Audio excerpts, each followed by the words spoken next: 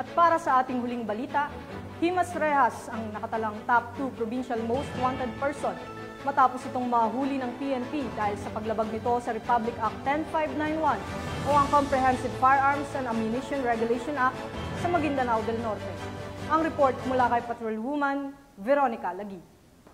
Timbog ang tinaguriang top 2 most wanted person regional level sa isinagawang operasyon ng Sultan Mastura MPS sa Barangay Tapayan, Sultan Mastura, Maguindanao del Norte. Nito lamang ikadalawa ng Setyembre taong kasalukuyan. Kinilala ni Police Captain Elmar M. Elarcosa, Chief of Police ng Sultan Mastura MPS, ang akusado na si alias Lux, 56 anyos at residente ng Barangay Balut, Sultan Mastura, Maguindanao del Norte.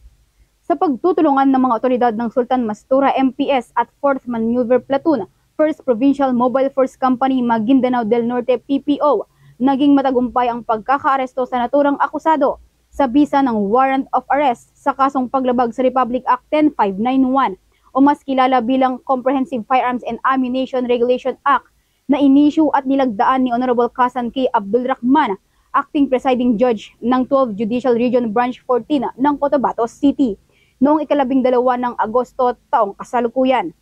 Dagdag pa ng PNP, ang akusado ay may mga nakabinbin na warrant of arrest sa kasong murder at paglabag sa Section 6 ng Republic Act 9165 o Comprehensive Dangerous Drugs Act of 2002.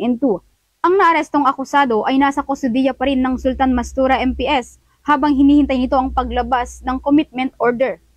Samantala, ang mga kapulisan ng Maguindanao del Norte ay hindi sasantuhin ang lumalabag sa batas at hindi mapapagod sa paghuli sa sinumang gumagawa ng kriminalidad upang mapanatili ang mas tahimik at maayos na komunidad.